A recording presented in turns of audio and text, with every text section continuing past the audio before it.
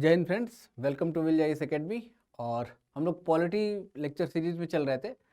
Fundamental rights को हम लोग डिस्कस कर रहे थे और हमने देखा था कि कैसे जो जर्नी है फंडामेंटल राइट की वो अलग अलग फेजेस में चलती है। और इंडिया के अंदर जो फंडामेंटल राइट के ट्रांजिशंस रहे, कौन कौन से बिल या कौन कौन से ऐसे प्रस्ताव आते हैं जिसको माना जाता है और जो एक बेस का काम करते हैं, इसी जर्नी को आगे बढ़ाते हुए अब तक हमने देखा था सोर्सेस क्या हैं और मॉडर्न जो राइट का कॉन्सेप्ट है वो किस तरीके से डिराइव किया गया, कितने कितने सेगमेंट में हम उसे लेके आए। अब उसी जर्नी को आगे कंटिन्यू करते हुए 18 और 19 सेंचुरी में जो फंडामेंटल राइट है वो डायरेक्टली नहीं नेम से यूज किया जाता था, उसको सिविल लिबर्टी के नाम से यूज किया जाता था, नागरिक स्वतंत्रताओं के नाम से उसे यूज किया जाता था। और इसमें जो फोकस हुआ करता था वो ये पॉइंट हुआ करते थे कि जो मनमानेपन की गिरफ्तारियां हैं इनको रोका जाए और हमारे जो एक्सप्रेशन है, थॉट के एक्सप्रेशन है, इनको रखा जाए। आज लोगों के पास ये लिबर्टी हो कि वो अपनी बातों को रख पाए, कह पाए और रिलीजियस फ्रीडम को मेंटेन किया जाए। ये चीज़ें बेसिक थी जो सिविल लिबर्टी के नाम पे इस डिबेट में कंटिन्यू चल रही थी 18 सेंचुरी में। मेनली 18 सेंचुरी की ये बातें हैं। ये कहानी आगे बढ़ती है और इसको एक अलग से बेस मिलता है फ्रेंच रिवॉल्यूशन में 1789 में, जब इसे मनुष्य के अधिकार के रूप में बात की गई और जब उसका इंग्लिश ट्रांसलेशन किया गया तो यही मानव अधिकार के रूप में आगे बढ़ी। टॉम स्पिरे ने इसे किया हुआ था। ये आपके जानने के लिए नहीं, केवल समझने के लिए, आपके ब्रेन में बेस बन जाए कि किस तरीके से चीजें रही।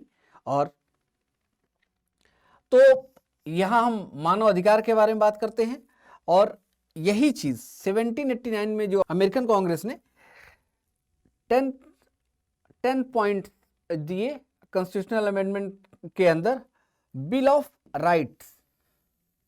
और बिल ऑफ राइट या अधिकार प्रपत्र जिसे हिंदी में बोला जाता है, यही वो मेन पॉइंट थे जहां से आज का फंडामेंटल राइट जो है वो एक्चुअल तरीके से एक शेप ले पाया, एक बेस बन पाया और वही आगे जाके फंडामेंटल राइट के कॉन्सेप्ट में हमें बातें मिलती है।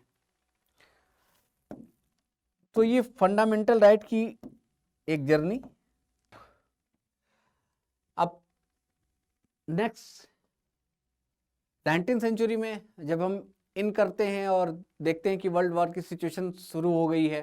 मैंने आपको बताया कि वर्ल्ड वॉर शुरू हो रहा है और जैसे वर्ल्ड वॉर शुरू होता है तो जितनी गवर्नमेंट हैं या यूरोप के अंदर जो मेजर कंट्रीज हैं वो बेसिकली ऑटोक्रेसी में या डिक्टेटरशिप के अंदर उलझ जाती हैं और वहाँ फंडामेंटल राइट या जो इससे पहले रिवॉल्यूशन हुए या बिल ऑफ राइट की जो इम्पोर्टेंस है वो और ज़्यादा अच्छे तरीके से दुनिया को भी समझ में आती है।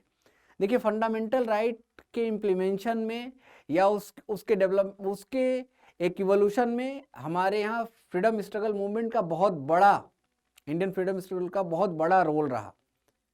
रोलेट एक्ट आपको याद होगा। रोलेट एक्ट में क्या, बिन मर्जी के जिसे उठा के हम डाल देंगे और आप उसके खिलाफ अपील भी नहीं कर सकते, इस तरीके से चीजें थी। वर्नाकुलर प्रेस एक्ट आया कि फिर प्रेस को भी दबाने का काम किया गया। इन चीजों की जड़ें मेन बात में कहाँ जाके टिकती हैं। फिर 1909 आता है, 1919 आता है, जब बिफ्रिकेशन अलग अलग रिलीजियस थॉट के अकॉर्डिंग, अलग अलग कास्ट के अकॉर्डिंग आप अपने अपने लीडर्स को वोट कर पाएंगे। तो एक बिफ्रिकेशन आपको देखने को मिलेगा, सोसाइटी को स्प्लिट करने का जो कॉन्सेप्ट है वो आपको यहाँ देखने को मिलेगा। और ये पूरा का पूरा एक ऐसा खाका तैयार किया जाता है जहाँ इस बात पे फोकस किया जाता है कि हमारी जो गवर्नमेंट है उसकी पावर एज इट इज बनी रहे और सोसाइटी के अंदर यूनिटी ना हो पाए, सोसाइटी यूनाइट होके फाइट ना कर पाए। और इसीलिए फंडामेंटल राइट की जो वैल्यू है वो बहुत ही ज़्यादा इम्पोर्टेंस हो जाती है। मैं इस चीज़ को इसलिए भी बता रहा हूँ क्योंकि फंडामेंटल राइट एक तरीके से मेन सोल है। क्यों आप पाकिस्तान, अफगानिस्तान या और भी जो इस तरीके के कंट्रीज हैं जहां कॉन्स्टिट्यूशन, जैसे चाइना है, चाइना भी अपने आप को डेमोक्रेसी कहता है, लेकिन चाइनीज डेमोक्रेसी और इंडियन डेमोक्रेसी में बहुत बड़ा डिफरेंस है। दुनिया चाइनीज डेमोक्रेसी को का रिगार्ड नहीं करती, लेकिन इंडियन डेमोक्रेसी का रिगार्ड करती है। रीजन, जो फंडामेंटल राइट है वो आपको स्टेट के अगेंस्ट में एक फ्रीडम प्रोवाइड करता है। स्टेट अपनी मनमानी आपके ऊपर नहीं कर सकता। इसको सिंपल एग्जांपल में अगर समझें या देखें तो मान लीजिए आपने किसी गवर्नमेंट ऑफिसर की तरफ या किसी पॉलिटिकल लीडर की तरफ, हो सकता है कि वो सबसे हाईएस्ट पोस्ट पे बैठा हो और आपने कोई ऐसी कुछ बात कही, तो ऐसा नहीं है कि वो अगर वो गवर्नमेंट नाराज हो जाए या वो पॉलिटिकल लीडर आपसे नाराज इन्वाइट हो जाए तो अब वो आपको ले जाके सीधे डेथ पेनाल्टी दे देगा, ऐसा कुछ नहीं है। अगर कुछ ऐसी बात आएगी भी तो आपके पास जुडिशरी का ऑप्शन है और आपके अगर राइट्स को कंप्रोमाइज किया जा रहा है किसी बाय लॉ के थ्रू, किसी रूल रेगुलेशन के थ्रू या एग्जीक्यूटिव के थ्रू, एग्जीक्यूटिव का मींस गवर्नेंस के थ्रू, कोई गवर्नमेंट ऑफिसर आपकी बातों, आपके राइट्स को सरप्रेस कर रहा है अपनी ड्यूटी को दिखाते हुए, तो आप उसके अगेंस्ट में भी अपने राइट को रिस्टोर करने के लिए हाई कोर्ट और सुप्रीम कोर्ट जा सकते हैं। इसीलिए फंडामेंटल राइट जो है वो किसी भी बेहतरीन डेमोक्रेसी के लिए सबसे इंपॉर्टेंट पार्ट है।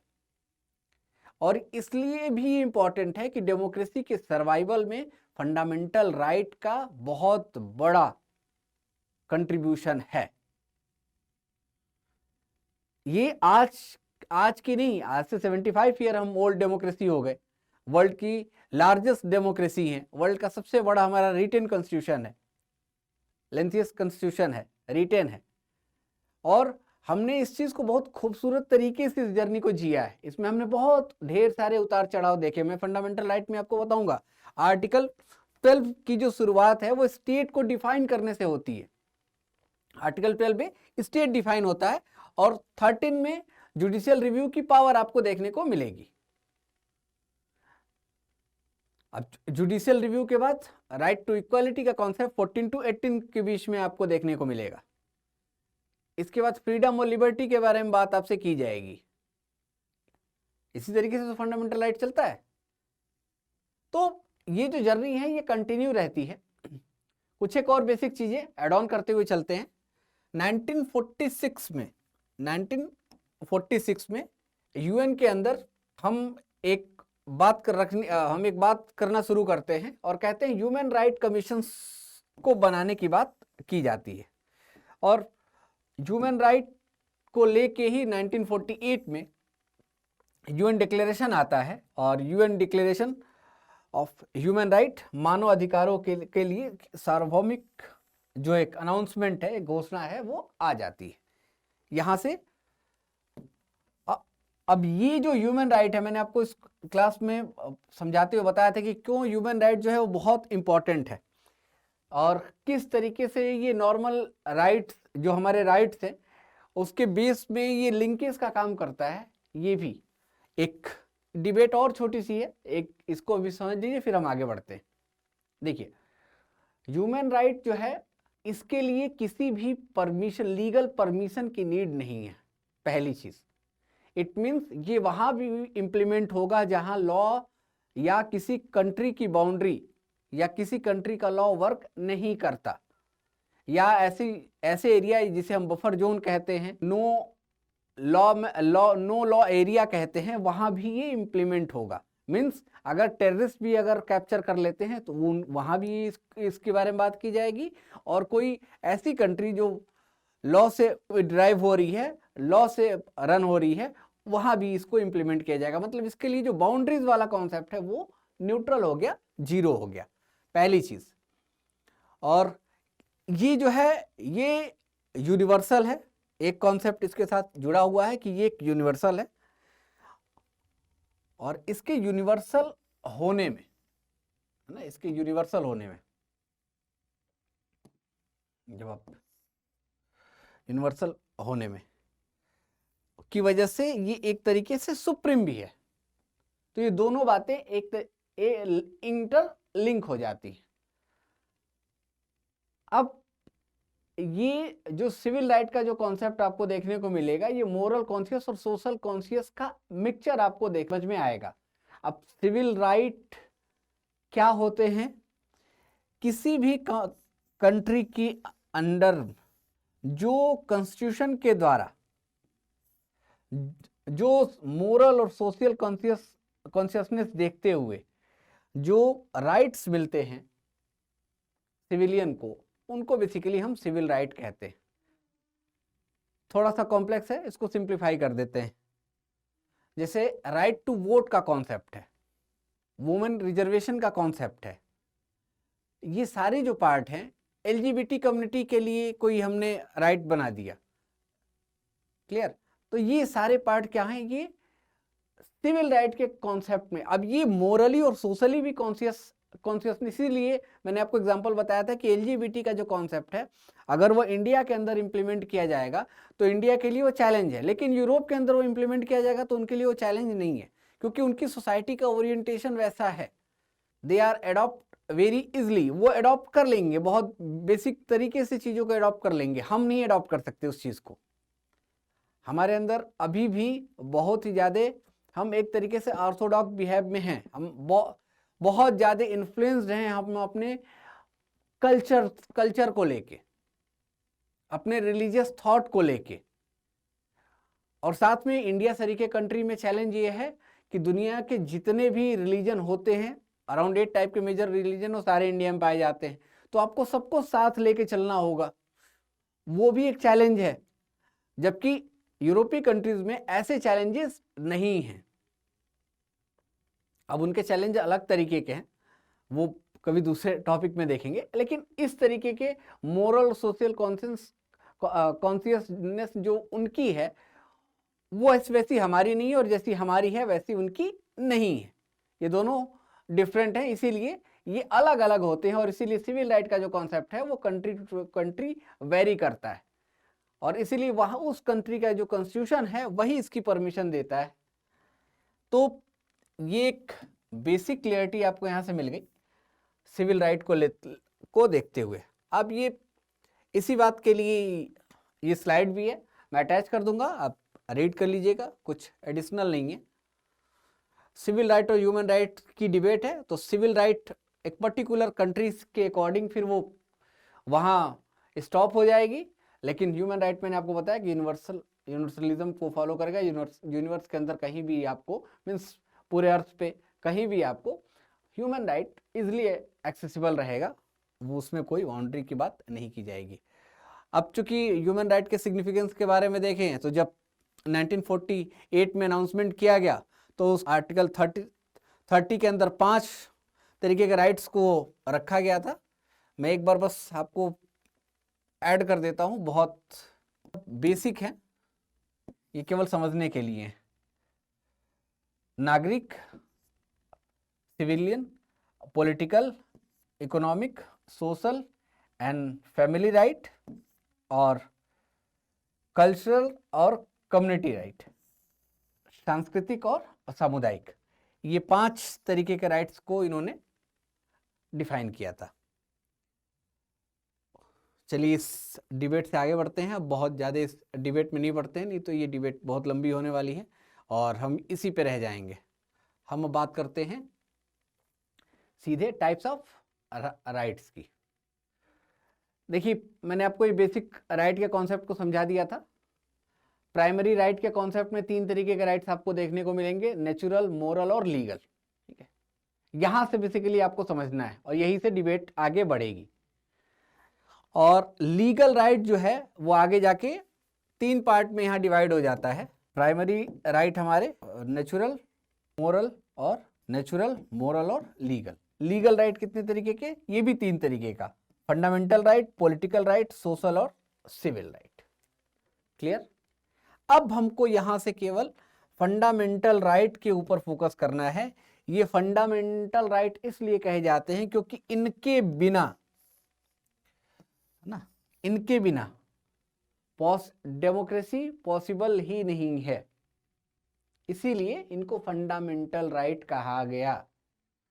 और यही इसी का एक एक्सटेंडेड वर्जन आपको बेसिक स्ट्रक्चर में भी देखने को मिलेगा, जो जुडिशरी ने गोलकनाथ केस के बाद केशवानंद भारती केस में इस बात को और प्रोमिनेंट तरीके से रखा था। ठीक है, इस आगे बढ़ेंगे।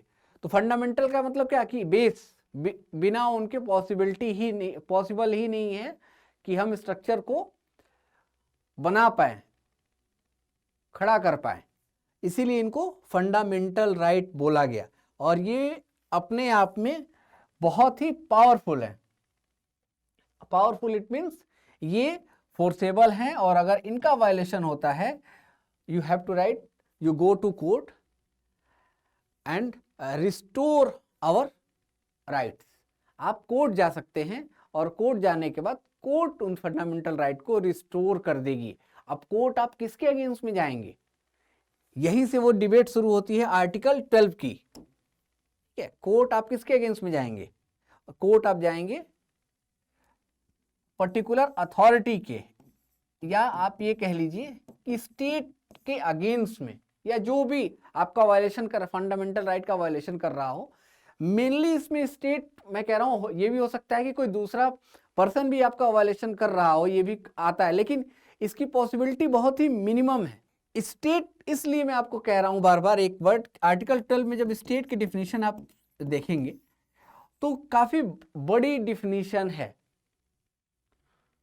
और ये पूरी क्रोनोलॉजी के अकॉर्डिंग इस डिफिनीशन को डिराइव किया गया है कोर्ट के द्वारा। टाइम टू टाइम केसेस में, केस लॉ में इसको डिराइव किया गया। थोड़े थोड़े केस लॉ भी देखते चलेंगे, उससे हमारे ब्रेन के अंदर समझने की क्षमता भी आ जाएगी। और आजकल के जो सुप्रीम कोर्ट के जजमेंट या गवर्नमेंट के जो आर्गुमेंट आते हैं, या जो स्कॉलर्स के आर्गुमेंट आपको न्यूज़पेपर में देखने को मिलेंगे, उससे आपको बहुत अच्छी हेल्प मिलेगी। तो आपको उनके बेस क्लियर होंगे कि कब कब किस तरीके से, अच्छा, जब इस तरीके की जजमेंट या जब ऐसी बातें हैं तो आती है, तो सोसाइटी के अंदर वो चेंजेस हो रहे होते हैं, वैसी सिचुएशन होती है, और तभी उस तरीके के ऑर्डर आते हैं। तो आर्टिकल 12 हमारे लिए यहाँ इंपॉर्टेंट हो जाता है। चलिए, तो ये मैंने आपको बता दिया कि फंडामेंटल राइट्स कहाँ से डिराइव हो रहा है। देखिए, नीड के लिए पीपीटी है, ऑलरेडी इस पे डिस्कशन हुआ है। नीड क्या है? पोटेंशियल्स को अगर आपको बना के रखना है, अपने कंट्री के पोटेंशियल को बना के रखना है, तो आपको फंडामेंटल राइट की नीड है। ठीक है, नीड है, ये बात यहां बताई गई है। और इस पोटेंशियल के लिए आपको मोरल लेवल पे सही होना पड़ेगा, और फिर आप ह्यूमन लेवल पे इस वैल्यू को इंप्लीमेंट कर पाएंगे। और यहीं से फिर आप नेशन बिल्डिंग के कॉन्सेप्ट में जाते हैं। फिर आपका जो नेशन है वो आ पाएगा, और फिर आप वर्ल्ड की तरफ मूव कर पाएंगे। थोड़ा सा कॉम्प्लेक्स हो रहा है, ऐसे समझ लीजिए कि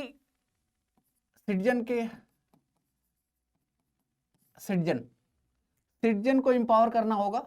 किसी भी कंट्री को एम्पावर करने के लिए सिटीजन को एम्पावर करना होगा, यही तो होगा। अब सिटीजन को एम्पावर करने के लिए, सिटीजन के पोटेंशियल को इन्हेंसमेंट देने के लिए आपको क्या करना पड़ेगा कि उसको मोरली सपोर्ट की नीड होगी।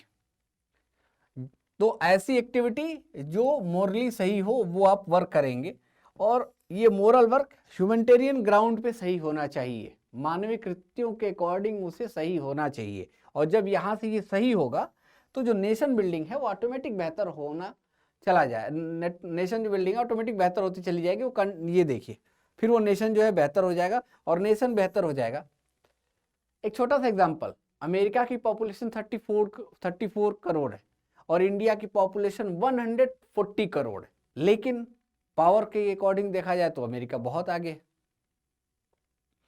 तो अमेरिका में क्या बेसिकली आगे, ये चीजें, यहां जो चीजें हैं ये आगे है ना,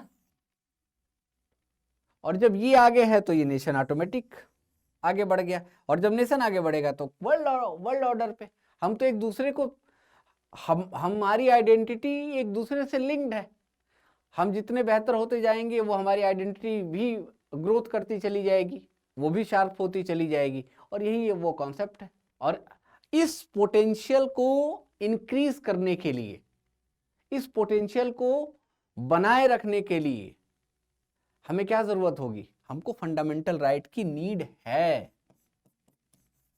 ये मैं इनडायरेक्टली आपसे कहना चाह रहा था, लेकिन अब मैं आपको डायरेक्टली समझा रहा हूं।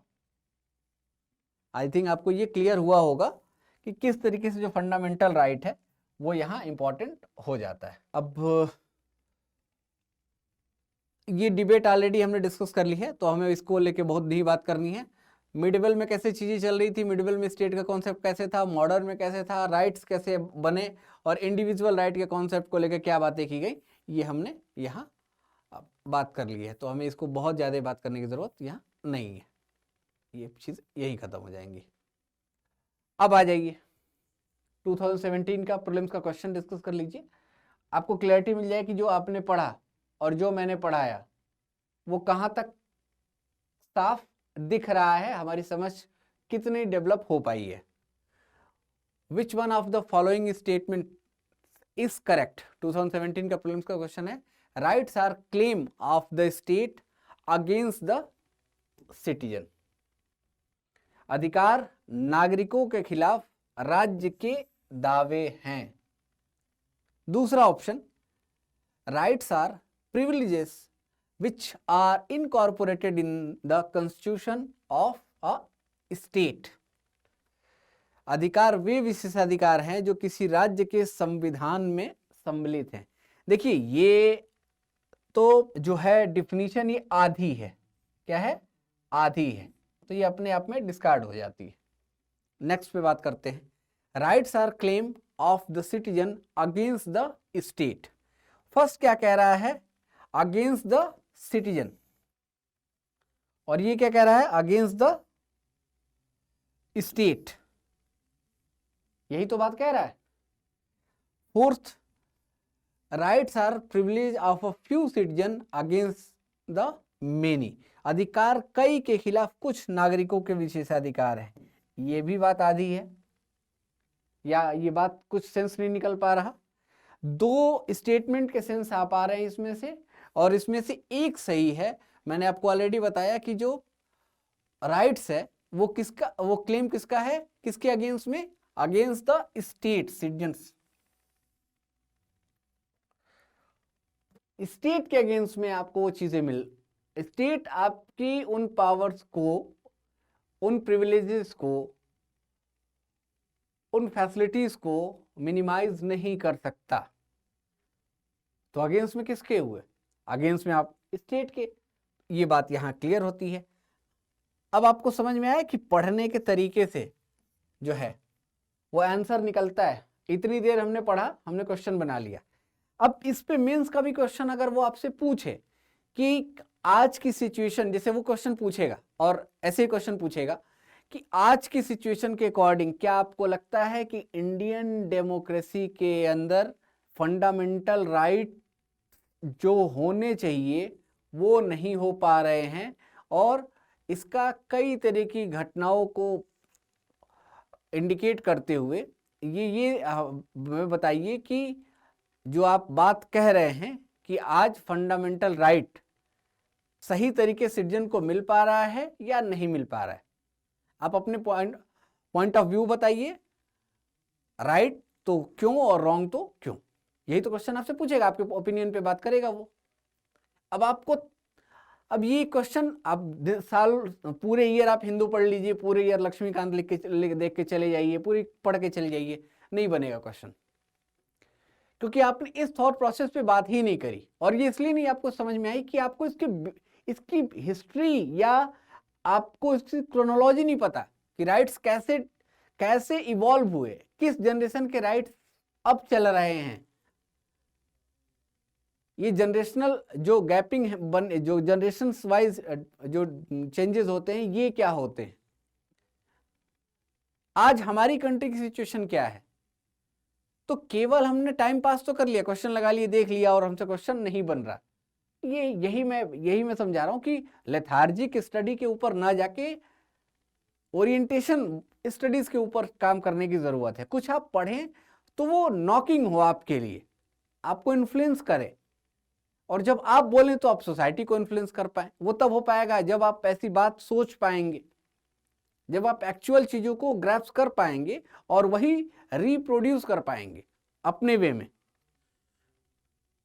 यही आंसर राइटिंग है। आपको इस पे 250 वर्ड लिखने हैं, आसानी से लिख सकते हैं। अगर आज कोई कह रहा है कि फंडामेंटल राइट का वायलेशन है, तो क्या आपके पास कोई ऐसे लॉज हैं, कोई ऐसे एक्ट आपको दिख रहे हैं जहां से ये चीजें दिखेंगी? या सुप्रीम कोर्ट का कोई ऐसा जजमेंट या कोई कमीशन की ऐसी रिपोर्ट आपके पास है? कोई ऐसा इंडेक्स जो आपकी बात को बैकएंड प्रोवाइड करता हो? तभी तो आप हाँ के पीछे भी लॉजिक दे पाएंगे और ना के पीछे भी लॉजिक दे पाएंगे, और बाद में उसको आप कंक्लूड कर पाएंगे। है, इसको लिखिएगा, टेलीग्राम पे डालिएगा, फिर हम इसको डिस्कस करेंगे, कोई दिक्कत नहीं है। मैंने आपको तो बस एक समझाने के पर्पज से चीजों के बारे में बात करी थी। ठीक है, फंडामेंटल राइट और टाइप ऑफ राइट के बारे में हम बात करें सीधे, फिर वही डिफिनीशंस, वही बेसिक बातें, बेसिक चीजें वही चलेंगी। और ये फंडामेंटल राइट की जो क्लासिफिकेशन है वो आप देख लीजिए। मेनली 6 टाइप के बताए गए हैं, वैसे थे 7 टाइप के। इसमें प्रॉपर्टी राइट आर्टिकल 19(1)(f) और 31 दोनों से एक्सक्लूड कर दिया गया, यहां से निकाल दिया गया और उसे 300 में डाल दिया गया, मेनली यहां नहीं है। इसके बाद हमें 6 टाइप के ही फंडामेंटल राइट देखने को मिलेंगे। पहला क्या है? राइट टू इक्वलिटी, या जिसको हम सिंपली कह लें कि समानता का अधिकार। ये कहां से कहां मिलेगा आपको? 14 से लेके 18, आर्टिकल 14 से लेके 18 में आपको ये देखने को मिलेगा। इसके आगे बढ़े तो right to freedom of expression second number पे आपको मिलेगा। ये कहां? 19 to 22। ये भी इंपॉर्टेंट है और ये भी इंपॉर्टेंट है, ऐसा नहीं कि ये इंपॉर्टेंट नहीं है। और कंट्रोवर्शियल भी ये फंडामेंटल राइट रहते हैं, हमेशा ये न्यूज में रहते ही रहते हैं, कुछ ना कुछ इनसे बातें हो रही होती है। मैं भी वो उसको भी डिस्कस कर दूंगा। इसके बाद राइट अगेंस्ट एक्सप्लॉयटेशन, ये आप देखिए 23, 24 यूपीएससी ने भी क्वेश्चन भी इस पे पूछा हो। नेक्स्ट पार्ट के बारे में बात करें तो right to freedom of religion 25 से 28, जहां हमें अपने रिलीजन के अकॉर्डिंग उनकी जो तरीके हैं उसको फॉलो करने के लिए फ्रीडम मिलती है। आगे बढ़े तो कल्चर एंड एजुकेशनल राइट 29, 30 और right to constitutional remedies article 32। यहां केवल सुप्रीम कोर्ट की पावर यूज होगी, ये याद करके चलिएगा। यहां हाई कोर्ट का लिंक डायरेक्ट नहीं आता। रिट में जब जाएंगे तो ये सुप्रीम कोर्ट के बारे में बात करेगा, हाई कोर्ट के बारे में बात नहीं करेगा। ठीक है, ये इंपॉर्टेंट है। तो ये बेसिकली 6 टाइप के राइट्स की क्लासिफिकेशन है, फंडामेंटल राइट की क्लासिफिकेशन है। ऑलमोस्ट सारे इंपॉर्टेंट हैं और बहुत अच्छे तरीके से समझने वाले हैं। एक बार आपकी समझ बन जाती है तो क्वेश्चन बहुत आसानी से बनेंगे, और नॉर्मल लाइफ के लिए भी बहुत इंपॉर्टेंट है। ऐसा नहीं कि केवल यहीं तक ये रुकेंगे, इनकी इंपॉर्टेंस यहीं तक खत्म हो जाएगी। चलिए, अब ये जो स्लाइड है ये बेसिकली 3 अलग अलग कंट्रीज की फंडामेंटल राइट का कंपैरिजन है कि ब्रिटेन के अंदर जो फंडामेंटल राइट है वो कैसा है, यूएसए के अंदर कैसा है और इंडिया के अंदर कैसा है। क्योंकि इंडिया के ऊपर तो हमेशा एक बात कही जाती है कि इंडिया का जो इंडिया का जो कॉन्स्टिट्यूशन है कॉपी पेस्ट है, लेकिन जब आप इसको देखेंगे तो आपको समझ में आएगा कि, और वैसे मैं इस बात को कभी भी, मैं इस बात से इत्तेफाक नहीं रखता कि इंडिया का जो कॉन्स्टिट्यूशन है वो केवल कॉपी पेस्ट है, क्योंकि हर जगह इंडिया ने अपने अकॉर्डिंग, अपनी डिमांड के अकॉर्डिंग, अपनी नीड के अकॉर्डिंग उसमें चेंजेस किए हुए, क्लियर, और उसी चेंज की वजह से वो कॉपी पेस्ट नहीं है। कई ऐसी चीजें जो इंडिया ने नई इवॉल्व भी की हुई है वो भी है। देखिए ब्रिटेन के अंदर जो कॉन्सेप्ट है वो क्या है कि पार्लियामेंट्री सुपरमेसी का कॉन्सेप्ट। दूसरा कि ब्रिटेन के अंदर कोई रिटन कॉन्स्टिट्यूशन नहीं है, क्लियर। अब जब रिटन कॉन्स्टिट्यूशन नहीं है तो जो पार्लियामेंट बात कहेगी उसे ही बेस माना जाएगा। दूसरा, जब पार्लियामेंट्री सुपरमेसी है तो जुडिशरी, अगर उसके वायलेशन को लेकर आप जुडिशरी में जाएंगे तो वो रिस्टोर नहीं कर पाएगी, क्योंकि यहां पार्लियामेंट्री सुपरमेसी है और उसको चेंज कर दिया जाएगा। जब वो चेंज कर दिया जाएगा तो जो जुडिशरी के पास जो पावर है वो क्या करे, जुडिशरी बेसिकली इंटरप्रेट करने के लिए बैठी हुई है, लॉ के इंटरप्रिटेशन का ही तो वर्क जुडिशरी के पास है, या वो यही तो देखेगी ना कि इसका वायलेशन हो रहा है या नहीं हो रहा है। तो मेन जो फंडामेंटल चीजें हैं वही बदल गई, मेन जो लिटरेचर है वही बदल गया, तो फिर क्या कर सकती है जुडिशरी उसके अंदर। तो यहां क्या है कि पार्लियामेंट्री सुपरमेसी की वजह से जो मेन पावर होल्ड हो रही है वो किसके पास जा रही है, पार्लियामेंट के पास। अब आगे आ जाइए, यूएसए के अंदर मैंने आपको बताया कि एब्सोल्यूट राइट के कॉन्सेप्ट यूज किया जाता है। राइट टू बिल का जो कॉन्सेप्ट आया और इसमें बिल की बात की जाती है तो जुडिशरी की इंपॉर्टेंस यहां बहुत ज्यादा बढ़ गई। तो जुडिशरी जिस चीज को एक्सिक्यूटिव के ऊपर लेजिस्लेशन और मीन्स पार्लियामेंट और पार्लियामेंट के भी ऊपर अगर हम देखें, तो जुडिशरी जो है आपको, तो आपके राइट्स को यहां ये प्रोटेक्ट करने का काम कौन कर रहा है, जुडिशरी कर रही है। अब बात करते हैं इंडिया की। इंडिया में ये चीजें कैसे अलग है।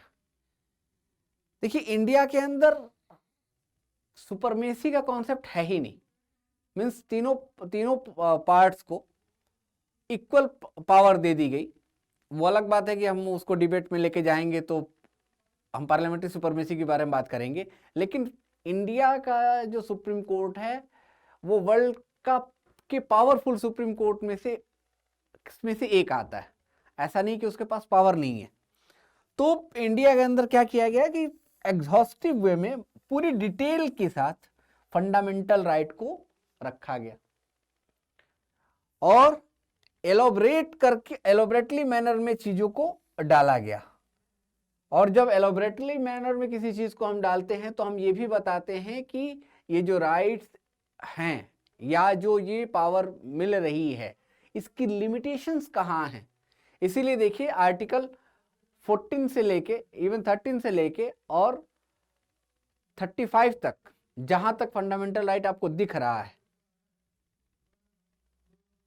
वहां तक आपके पास उनके अगेंस्ट में वो कहां जाके मिनिमाइज हो जाएंगे, उनकी लिमिटेशन क्या है, ये भी जो बाउंड्रीज है वो भी डिराइव कर दी गई। और इसीलिए इंडिया के अंदर जो फंडामेंटल राइट है वो इन दोनों कंट्री से बिल्कुल अलग है। बात समझ में आई कि इंडिया के अंदर जो राइट्स का कॉन्सेप्ट फंडामेंटल राइट है वो कैसे अलग है। जैसे फ्रीडम ऑफ स्पीच की बात की गई, लेकिन ये भी तो मेंशन है ना कि कोई आप ऐसी बात नहीं कहेंगे जिसे लॉ एंड ऑर्डर या इंडिया के अंदर हार्मोनी के ऊपर कोई कंसर्न क्रिएट हो जाए। नेशन के अगेंस्ट में आप कुछ नहीं कहेंगे,